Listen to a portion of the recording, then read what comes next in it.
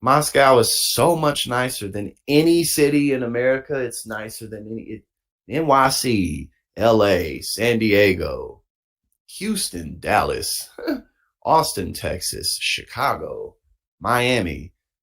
Like, bro, like, get out of here. How did that happen? How did that happen? And at a certain point, I don't think the average person cares as much about abstractions as about the concrete reality of his life. And exactly. He's a famous person who can't handle the fall off because he's not, I mean, like, and that again, we talked about this some yesterday. That goes to show the importance of authenticity. I mean, Tucker Carlson, he ain't got nothing to worry about financially. He never needs to work another day in his life. He wants to, because I mean, he doesn't want to be bored and not do nothing. But, you know, he got completely caught up with audience capture. And it's like, now that he's not with Fox News, people really don't want to watch him because he's not good at what he does. He's not funny. His stories are stupid. His commentary is predictable. I mean, obviously not. You more or less know what people's commentary is going to be like.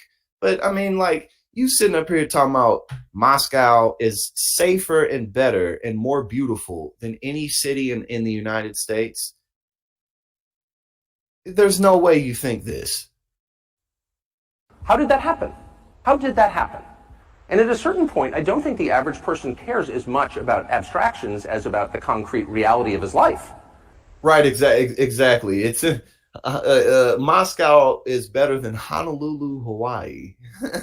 I want like, dude, shut up. And if you can't use your subway, for example, as many people are afraid to in New York City because it's too dangerous, you have to sort of wonder, like, isn't that the ultimate measure of leadership? And that's true, by the way. It's radicalizing for an American to go to Moscow. I didn't know that. I've learned it this week. To Singapore, to Tokyo, to Dubai and Abu Dhabi. Because these cities, no matter how we're told they're run. He's so unserious. He's just not serious. And on what principles they're run are wonderful places to live. That don't have rampant inflation, where you're not going to get raped. Sir, excuse me. What is that? He's like, hold on. And then what do you mean, like, there's no inflation in Russia? What are you talking about? I'll start in reverse order. Why now? Well, I've been trying for 3 years to do this interview. The U.S. government prevented me from doing it by spying on my text messages and leaking them to the New York Times. And that spooked the Russian government into canceling the interview. So I've been trying to do this, but my country's intel services were working against. Right, who the hell wants to go to Moscow? Like, oh, I can't wait to go vacation in Russia. I mean, Russia's very large and Russia's huge, and there are a lot of beautiful places there, but it's fucking Russia. Like, it's, you know, and Putin is the head of it, so it's just like, you know. Me illegally, and that enraged me because I'm an American citizen. I'm 54. I pay my taxes. I obey the law. And there was no expectation in the America that I grew up in that my government and its intel services, NSA and CIA, which were always outwardly focused on our Tucker Carlson said, thank God they didn't accept you in the CIA. He said, you wanted to be in the CIA, but they was like, no, and thank God they rejected you. Enemies would be turned inward against American citizens. And I'm shocked by that, and I'm infuriated by that. And so once I discovered that that was happening, and I confirmed it was happening, and they admitted that they did it, then I was totally determined, monomaniacally dedicated to doing this interview, not simply because I want to know what Vladimir Putin is like and what he thinks about a war that is resetting the world and really gravely damaging. Yes, I do. You've been working in several media organizations, from PBS, CNBC, MSNBC, Fox News, CNN, and you've been covering this field well, and you know the American politicians.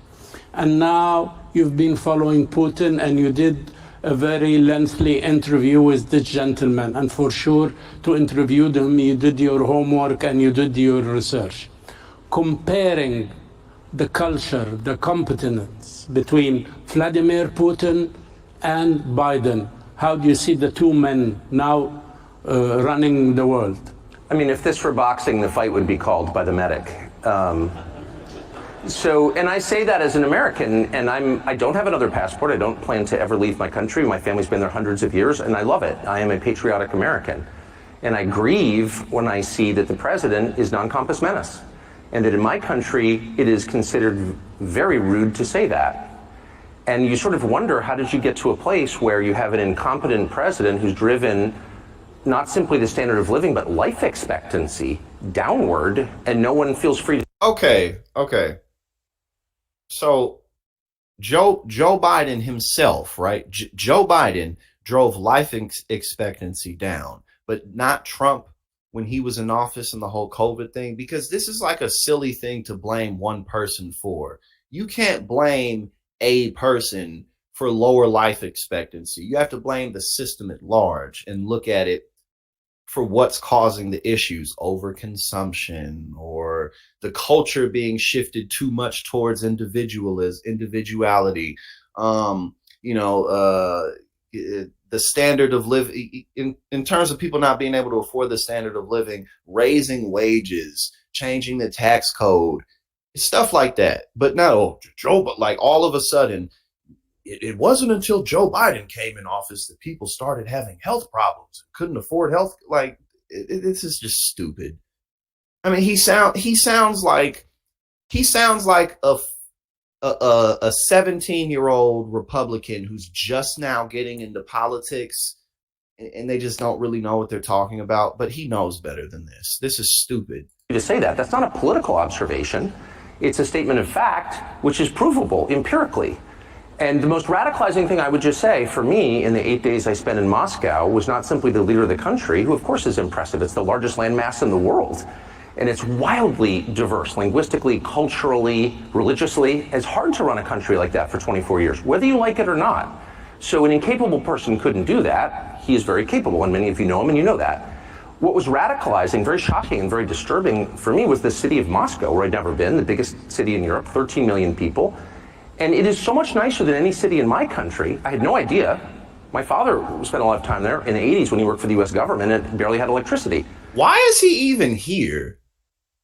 Like, why is he even speaking at this? I guess because he's Tucker Carlson and he has a big platform and a lot of people know his name, but he just seems like a silly person to be speaking at something like this, because the things that he's saying they're so surface level. Like, he's not saying anything like, oh, well, you run a country for 24 years, you got to be a little competent. I mean, like, why is that even worth saying?